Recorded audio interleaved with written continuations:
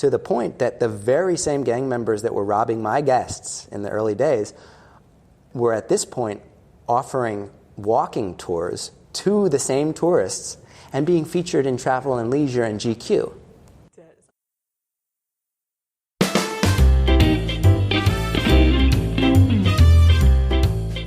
Hello, hosts and travelers. Welcome to the podcast Hosting Your Home. Each week, around the world, millions of guests stay in other people's homes using the Airbnb platform. Debbie Herder looks for stories that come from these connections. Listen in as we hear stories that teach us the human side of hosting your home.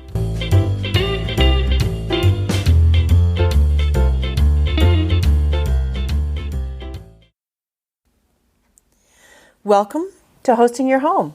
My name is Debbie Herder, and I'm the host of this podcast. If you don't know who Matt Landau is, you should. Because you're listening to this podcast, you can be assured that Matt teaches what you want to know. The vacation rental marketing blog Fearless Leader can be found at vrmb.com. I've been following Matt and been a member of his inner circle since its inception, which I believe was in 2008 or 2009. And I've learned not only from him, but also from the valuable wisdom shared in the inner circle. In fact, the term listing site independence was first coined in this group. You might also know Matt through his TV show, which you can see on YouTube, just finished its first season. It's called A Sense of Place. This show is the first of its kind, which follows Matt through his travels as he stays at some beautiful places and highlights hosting qualities and destination beauty and warmth. If you have not seen this, you need to pull up some of these episodes and watch. I was super excited to interview Matt. It was an opportunity to ask him some personal questions and find out a little bit more of his background. Up to this point, I had had a business relationship with him, and of course I know he's a nice, warm, charming young man, but this was really my time to be able to ask him some good stuff. And prior to the interview, I asked members of the inner circle what they would like to hear, and I got to squeeze in a few of those questions too. I hope you enjoy this conversation as much as I had having it. I am so excited to actually sit here and talk with you. And I feel so professional right now. Oh, I've been waiting for a year to do this with you, Matt. This is so cool. And for those who are not with us physically, we're sitting in a nice, big room. Giant meeting room with a bunch of chairs and a big screen and nothing but your recording device and your notes and you and me. And silence. This is so cool. Yes, it's an and I honor. get to ask you any questions, right? Absolutely. So I am with the great Matt Landau. Oh, Debbie. And so here's one of my first questions for you that has to do with that, actually. I actually had this farther on my list to ask you about, but when I first found you almost 10 years ago, may have been a little bit more than 10 years ago, I'm not sure exactly how long you've been in this industry, but you billed yourself then as the fearless vacation marketing guru. Leader. Yeah. Yes. So how did you have the chutzpah to do that? I stole that from, who was it? I can't remember the name, but it was a marketing guy that I received emails from. And he signed all of his emails, your fearless, it was something like your fearless business coach. And I liked the way he phrased it, and I just decided to steal it and put a little stamp on there. Well, you have obviously thought of yourself as a leader for a long time. And I have to say, you've certainly filled those shoes. Well, thank you. I suppose you fake it till you make it. And at the beginning, I most certainly did believe that I was a fearless because, I mean, we were all fearless at the beginning of this business. We're jumping into the unknown and we're trying things and failing and trying again. The leader part, I think, was because no one else in our industry was doing it. Mm-hmm. So by default, I was ahead in that sense. But that became a nice little stamp, and I actually dropped it. I noticed that. Yeah. That's why I wanted to ask you about it. Yeah, I dropped it because I realized that we're all in our community fearless leaders. In fact, many people were way more fearless and leadery than I was. So the stamp, while it was nice to get some momentum, I didn't feel comfortable using it moving forward. Interesting. Yeah. Okay, so I've wondered that for years, actually. And also, the acronym of that is FML, which stands for another phrase that's not so great. People can Google that if they'd like. So that was another reason. Okay, all right. Yeah, just take my word for that. All right, so I'm going to backtrack now Okay. and ask you about the beginning. And actually, some of these questions come from the inner circle, Okay. your inner circle, which I'd also like to talk about too. Okay. Okay, so the first question is from Matt Elder, and he's interested in the backstory. What did you do prior to entering the VR industry? Well, I studied economics in school. That was my formal training, so to say. I proceeded to forget pretty much everything that I learned within a couple weeks of graduation and was trying to decide what I was going to do with my life. When I was sitting there in my college dorm room senior year, and I saw an alumni magazine from the University of Richmond, and on the cover was a guy sitting in a hammock, and his name was Casey Halloran. And this was a story about how a University of Richmond alumni moved to Costa Rica and started a luxury travel agency. And I was so enamored with that idea. And in hindsight, I can now refer to Casey as a very important mentor of mine. He nailed the tourism boom of Costa Rica, which happened to dovetail with the dot-com boom. And he became very successful. Graduated about 10 years before me. And I reached out to him. And I complimented him for all of his accomplishments. And I said, would there be any way that we could meet sometime? I'm in a strange period of my life where I don't know what I want to do. And he said, I happen to be in Charlottesville next weekend. Let's meet up. And I drove You were on the East Coast? Yep, I was in Richmond, Virginia. So I drove down to Charlottesville, put on my nicest shirt, and went on, had an amazing dinner with Casey. And he more or less made a job available for me down in Costa Rica for a period of 6 months. And that was my little foray into the tropics. And back in 2006, I suppose, Costa Rica was just beginning. And his travel agency at the time had about 30 employees, and they still are the top online travel agency in arguably the top ecotourism destination in the world. And I got there, still very unsure of what the heck I was doing, and they said that they wanted to put together a guidebook. They wanted to create their own in-house guidebook that they could give to guests that would provide information on the best tours, the best experiences, stuff only guests of their agency could access. And I said, I'll write that. And they handed me their phone contacts book, all the travel agencies that they worked with in all of Costa Rica. And they let me loose. They gave me a little budget to create this book. And I reached out to all these agencies. I said, I'm Matt, I'm working with Costa Rica Vacations. I'm looking to come to the area and learn a little bit about your business. And they all said yes. And they would put me up in the hotel, or in some cases the vacation rental. I remember one called Tulimar, which is still a very successful vacation rental business today, Manuel Antonio, Costa Rica. And they would just show me an amazing time. And I said to myself, this is for me. I got to do something like this, you know? And when I got back to San Jose, we completed the book, and everyone throughout that first 6 to 9 months said, you got to go check out Panama. You would love Panama. And that was coincidentally the same time that Casey was thinking about opening a branch of his travel agency in Costa Rica and Panama. So we kind of went down together, and he continued to offer me a little bit of side work to keep the cash flow going.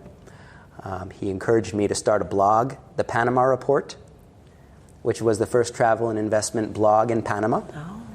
Maybe not the first, it was the most important one at the right time, I would say, because Panama was also experiencing this big boom. And I just found a taste for this life. And it was on that first visit to Panama that I stayed in a tiny little historic district called Casco Viejo. I met two gentlemen from Holland, Paulus and Eric, who were running the only accommodations in all of Casco Viejo, called Los Cuatro Tulipanes, the four tulips, like good Dutch men. And it was a revolutionary experience for me. I went into it nervous and uncertain and curious, not only the rentals themselves, but the neighborhood. And it just blew my mind. And I decided that this was a neighborhood in which I wanted to live. And almost within the next 6 months, a series of events happened that I could have never planned, but that ended up setting me up for where I am today. It was a combination of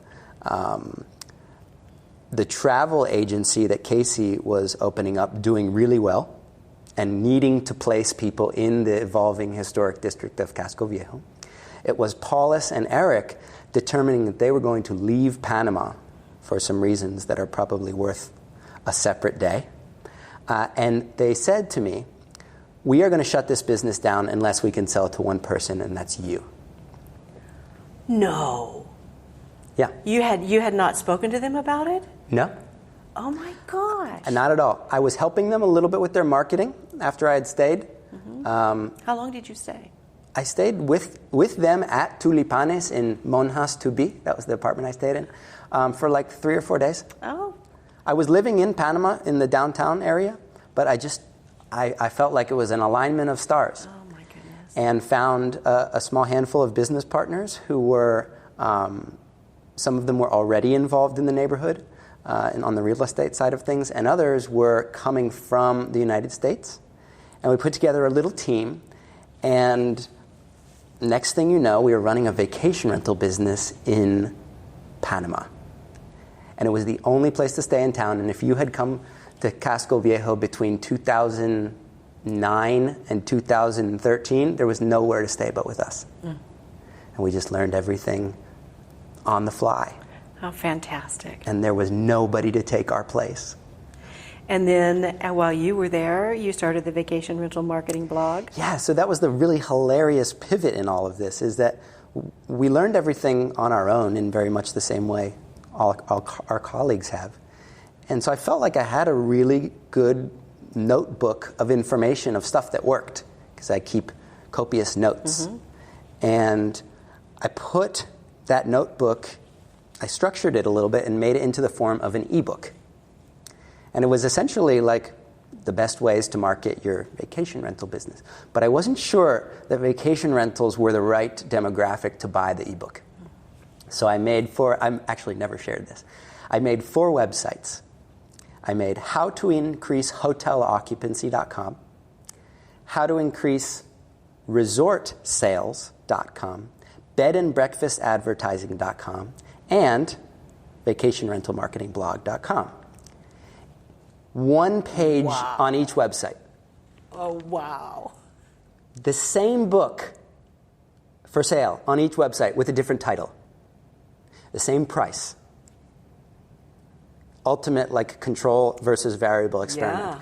And I pumped probably like $200 worth of AdWords into that experiment. I was driving traffic from Google to these 4 sites to see which ones worked, mm-hmm. and one of them blew the others out of the water. Vacation rental marketing blog. Wow. I dropped all the others, and I said, okay, I guess this means I should focus on the vacation rentals. Holy cow. And so on my computer, I have a file folder that says The Vault. Yeah, The Vault. Where you put your... Yes, those were the original. Those were the original documents, the archives. Yeah. Boost occupancy, and I refer back to those fairly often to see if they were good or not, changed. And how the industry has changed, and they were pretty good. Yeah. And most of the advice was pretty solid.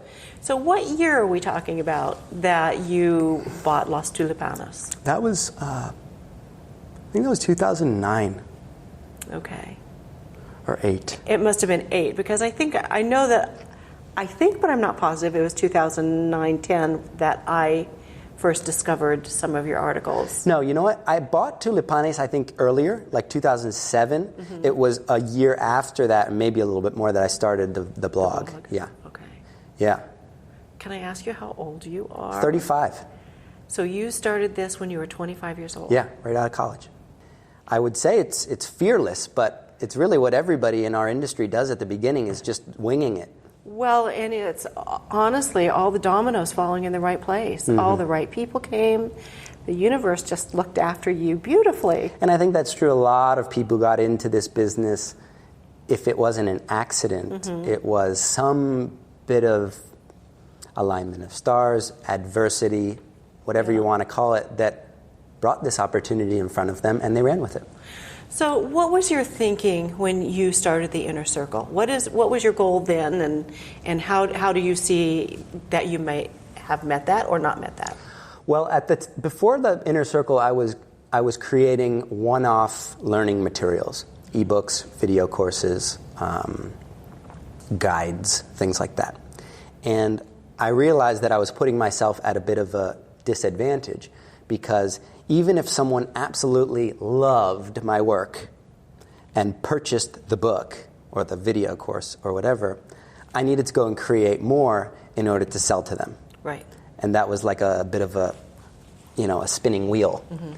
So I then decided to pivot the business model, instead of selling one-off learning materials, to build a small fee monthly membership community, where you would have access to all of the learning materials that are created on a regular basis, but also get this community element that has kind of proven to be so unique.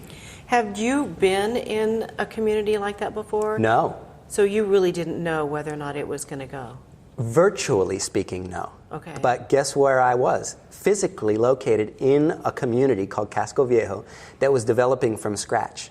We were solving our own trash problems, our own crime problems. We were dealing with like every type of neighborhood building challenge you could imagine.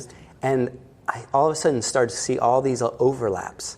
Like, wait a minute, this is how we do it in real life. Why shouldn't that work here virtually? And what we have now, I think, in the Inner Circle is a very tight-knit community, people who stand for the same things, but they happen to be located everywhere throughout the world. Mm-hmm. And it's a cool thing to compare, real life community building and virtual community building. Mm-hmm. Interesting. What would be your elevator description of the Inner Circle? It's a private community to begin with, so that kind of immediately rules out anyone who's not serious. Mm-hmm. The fact that you have to pay means that you will need to be committed to learning. It's one part learning materials, ebooks, courses, workshops, things like that. It's one part open forum, ask questions, get answers from people who have been through it before. And the Inner Circle membership also includes real life meetups. So last year we hosted 26, and you attended one yesterday. And those are a chance to bring the virtual sides of our lives down to earth and actually meet each other in person and learn. So those are the three value propositions, but in general, it's owners and managers who are serious and who want to grow. And it's a very small minority of the general vacation rental population, but we're okay with that. You also have grown it immensely in the last few years. How many members are there now? 842. Okay. Not that anyone's counting or anything. Yeah. So Rick Oster wants to know how you started or why you started the charity with the gang members. Necessity. Mm-hmm. This neighborhood that I had fallen in love with had a very serious problem, which was prohibiting me and others from contributing, and that was gang violence. And we had specifically 4.5, almost 5, street gangs who were constantly at one another, and that made walking to the grocery store in the morning a bit of a challenge. It also made running a hospitality business a little daunting. Right. I wasn't even comfortable with guests walking to certain areas for fear that they would get robbed. So the first real reason that we put together the program was safety. I mean, it's the number one thing about any community. If it's not safe, nothing else can happen.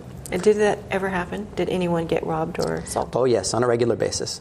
Of your guests? Oh, yeah. Okay. Yeah, in the early days, we had a map, and we would draw very clearly where it was okay to walk and where it was not okay to walk.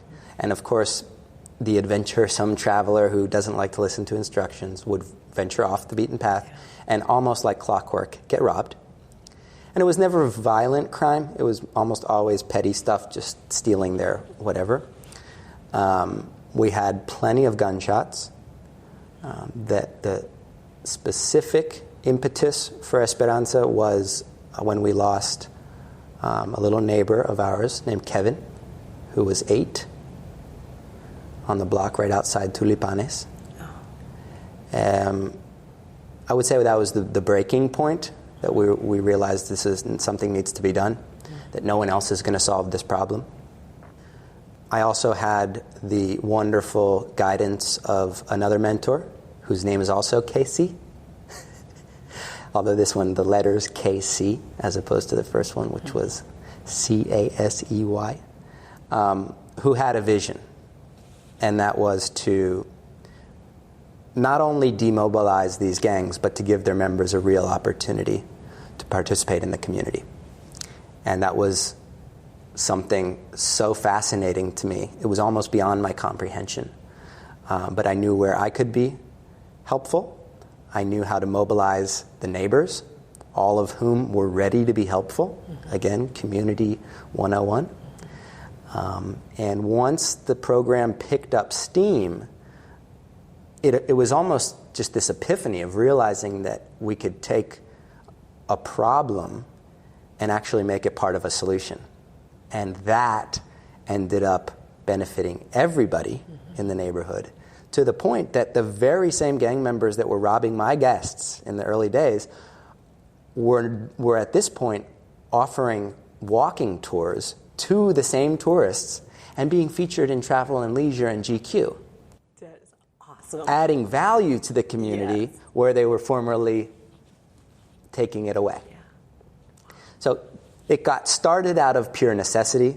It picked up momentum because of hope. And I think those are probably the two little factors that start most of these revolutions that are happening in neighborhoods around the world. So where do you see yourself going now? San Francisco. Physically, yes. I'm going to San Francisco. My mom is going to receive an award, and my whole family is going to celebrate that with her. More figuratively and a little bit off in the future, I'm not sure. But what I always like to say is that I'm not exactly sure where this is all going, but I do know that I'm doing it with the right people. And you're in your next phase. You have sold Los Tulipanos, is That's that right. correct? And you're now living in New Orleans. That's right. You purchased a home. Are you settling? You're renting, Yep. so you're not quite ready to settle yet. Not quite ready to settle yet. Okay. So a home base will be New Orleans. And people ask why I chose New Orleans. One, because I liked the idea of spending some time in the States after almost 12 years living in Panama. 2, I wanted warm weather. I'm big on that. Spent plenty of cold winter months in New Jersey. I wanted to be central to where most of my travel and my colleagues are located, which is North America, and in some cases South America. And perhaps most importantly, I wanted to be somewhere like with character. And New Orleans is... It's got it. It's got it. Yeah. So that's my home base for the moment, and I'll keep going back there in between my trips, and I'll begin, writing my address on Decatur Street on forms and things like that. I've got license plate. Oh, good. So I guess that settled. qualifies as a home for the moment. But I'm not sure where I'm going. I do know that I'm doing it with a lot of people that I admire. Well, and your phase includes the TV show, or would you call it a TV show? I mean, it's a TV show on YouTube. So. Jessica Vozell just said it's an internet TV show. Okay. Which all I right. like that. Yes, I like that too. It's a show. It's a travel show that features vacation rentals. Yes. And you've got your blog still, and you've got your podcast that you say you're reviving, and the Inner Circle. So do you have plans for the Inner Circle? I mean, what I'm seeing you do is kind of pull all of this together into kind of one overarching support activity. The Inner Circle is certainly critical to my livelihood because it's where I generate dollars. It's where that's my salary, my income. The other stuff tends to be a way to ultimately get someone to join the Inner Circle, even though maybe only a small percentage of the people actually will. But there's a general direction through the podcast, through the blog, through the show, and through most of the events that I like to support, like this one where we are right now, the Vacation Rental Success Summit, to get my brand out there. And my brand is primarily education and empowering these owners and managers with all the right tools and resources to do their own great work. And I believe that kind of positive energy, that style of help, don't sell marketing will ultimately trickle back. So we are indeed looking to grow the Inner Circle, but slowly and surely. And I think that's a nice recipe. Well, it's certainly a fabulous resource, and it has been one of my personal grounding places too. Well, you're very much a founding member there. And people think I exaggerate, but I consider all of my Inner Circle colleagues very much my mentors and my friends. And we all bring to this community something so different from our former lives, and yet so common that we're all looking to improve and grow. Yes. And it's nothing but a pleasure. And speaking of growing, it's just so charming to watch you grow. So I remember not too long ago, you were like way down on Airbnb, and you didn't think Airbnb was ever going to make it or be a presence in this industry. Where are you now, Matt? They most certainly are. I'll tell you that much. If you close your ears off to reality, you don't grow one bit. That's for sure. That's a survival tactic. So you've now stayed in Airbnbs. Many. And many. Okay. And so what do you think? I think Airbnb is probably the most important thing to happen to this industry. I say this industry because they are very much synonymous with what we do to a lot of people. The gentleman in the lobby of this hotel said, "Are you here for the Airbnb thing?" Oh, dear. And of course I didn't correct him because I knew exactly what he was talking about. Yes. And that represents the general public. Yes. Airbnb is synonymous with short-term rentals. I think that kind of awareness is incredible. I mean, you could not have asked for a better explosion in this movement. That being said, I think with that comes a whole lot of responsibilities that Airbnb is still trying to figure out. And I also constantly go back to this question, what is best for the greater vacation rental industry? And sometimes that'll frustrate an independent owner because they don't think that we're actually including them personally. But it also goes for Airbnb. And when decisions are made that impact the greater industry, one bad apple in an Airbnb could affect a greater population, a greater neighborhood. And I think there are plenty of challenges that come with that role in the community. It's changed a whole lot of people's lives, I know for a fact. And I think there's a huge gamut of players in the Airbnb ecosystem. There's people that are as professional as any of the other vacation rental owners and managers we have here. I stayed in an Airbnb in Amsterdam 2 weeks ago that was one of the worst hospitality experiences of my life, and it was $500 a night. Wow. So I think, again, not unlike the greater industry, plenty of room for improvement, but what you can't avoid, what you can't ignore is the scope of their role in all of this. And people like you who just adopted the role of community leader in their area with the help of Airbnb, using it almost to get on the shoulders of giants in a way. And I think that that's a pretty amazing thing. access to. Well, and I will just add this. Okay. I have also got to watch everyone in our community grow too. This is a relatively new industry. Yes. We've only been in this for 10 or 15 years, Yes. some of us for more. But the majority of us have started within that time period. And I've had the pleasure of watching them become incredible vacation rental professionals just in the past 5-10 years. So I think that's a really cool thing about our industry. We've all got to watch one another grow. That's true. And evolve. And those of us that are still here are doing something right. Yeah, it's important because I believe the moment you're accepting someone's hard-earned dollars that could otherwise be spent at a local hotel, the moment you're accepting that, you are entering the hospitality industry. Yes. And if you don't recognize that, you're leaving open a lot of room for issues. This place I stayed in Amsterdam, it was a 2-bedroom place. We had 3 people staying there, 2 people in one bedroom, me in the other. And there was only 2 towels. And there was hairs in the bathroom. And we weren't allowed to check in until 7 o'clock in the evening.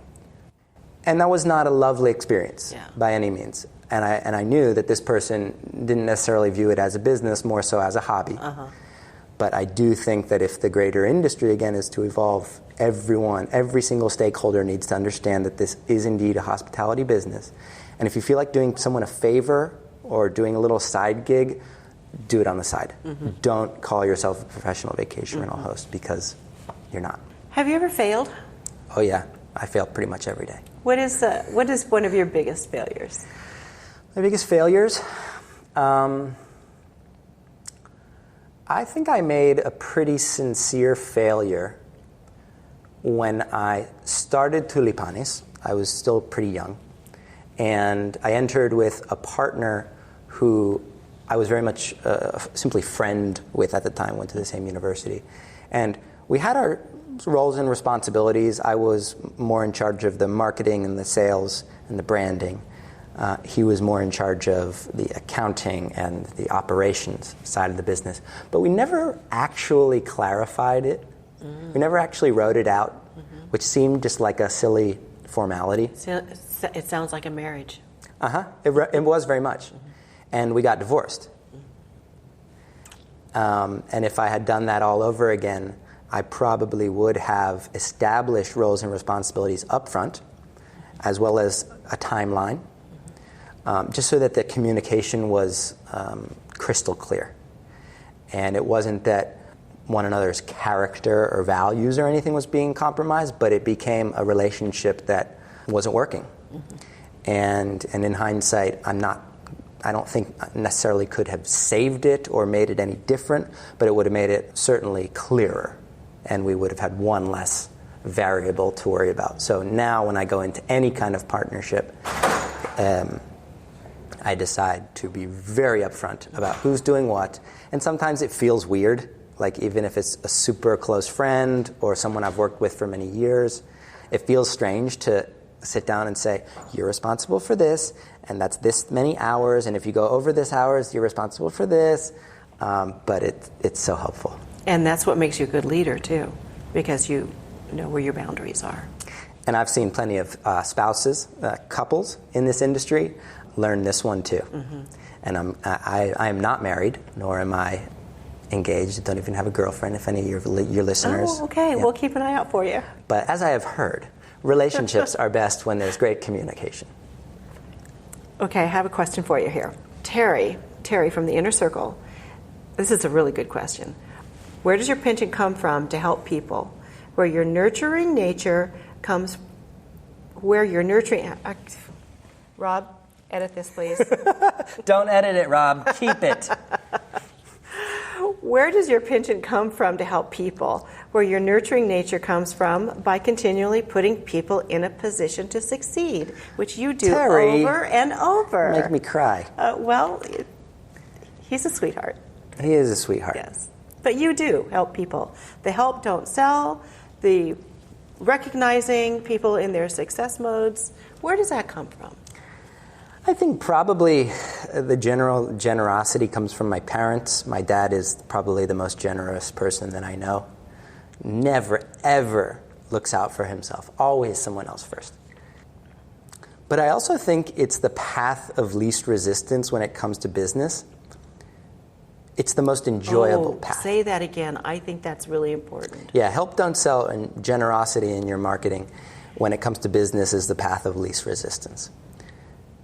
And it's the most enjoyable path because no longer are you going against anything, trying to break down anything, trying to win over somebody. Rather, it's a very passive style. You're putting out there helpful things. Most of us have this helpful information within us already. So it's merely the act of documenting it and distributing it. And being incredibly open about all of that and just giving it away. And what ends up happening is it becomes almost addictive because you've got this great energy, like this momentum about your work. And the most grateful people, or the people who resonate with that, bubble up to the top. And they say, I think I'd like to align myself with this business. And that goes for all of our businesses. Vacation rentals is a great example. If you're giving away tons of helpful information about your area and not really caring whether or not the person takes it and runs off and does it on their own at your competitor's vacation rental down the street or not, it's less stress. It's just like, feel free to take this and run. If what I'm saying resonates, I'd love to speak further. It's just more lovely. And I think that common denominator of generosity, of giving instead of trying to take, like they say in all of philanthropy, gives you back much more in spades. That is absolutely lovely. Thank you. Thank you. And thank you so much for doing this with me. Thank you for having me. It's a pleasure. One more question for you. Is there anything else that you'd like people to know about you, about your business, about life?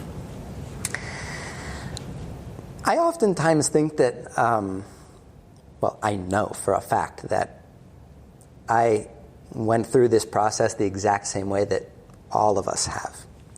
And I may have been fortunate to stumble into a neighborhood that happened to be evolving, and I happened to have the opportunity to get into vacation rentals in a country that was exploding, and these are all convenient factors. But at the end of the day, the people who make up this vacation rental movement are all leaders. And I think recognizing that, I try to remind people of that all the time. The fact that you are very much a pioneer in this industry. You represent the very cutting edge. You are the trailblazers of what is happening. This is history happening here. Mm-hmm. Recognizing that and taking on that leader role that you so deserve. And that sometimes means helping others. That sometimes means stepping up and taking risks. Whatever that means to you. I think we all have it inside of us. So I'm always very humbled, like even just to be sitting here with you sharing my story, I feel a little bit awkward. That's wonderful. But you could be interviewing one of the 250 people out there. They all, inside of them, have a very similar journey. I think the magic right now is about recognizing that and becoming that leader. So we have a number of Inner Circle members who are presenting at this conference, who are hosting panels, mm-hmm. who are sharing their wisdom. Even if you go home and you're sharing your advice with other local competitors, I think that is something that is truly special. And I think it's what makes vacation rentals different from everything else. Thank you, Matt Landau. Thank you, Debbie Hirtert. Wasn't that great? I really hope you've enjoyed this conversation that we had with Matt. You can find more information about him and the Inner Circle at vrnb.com. He has a tab on the website where you can also see his YouTube shows. Please do go take a look. And while you're at it, on your computer or your phone, checking out Matt, leave me a note or a comment. I love the reviews you've been leaving on Apple Podcasts. And our Facebook group has been growing a lot lately, too. Thanks to those of you who take the time to participate in the discussions. Our website, should you be looking, is hostingyourhome.com. And if you're interested in Host to Host, the first trade organization for hosts that we launched in February, browse around hosttohost.org. And of course, we would love to have you join. We're just a couple months old and growing and learning new things all the time. Thanks for listening. We'll be back again in a couple of weeks. Where you're nurturing... Rob, Edit this, please. Don't edit it, Rob. Keep it.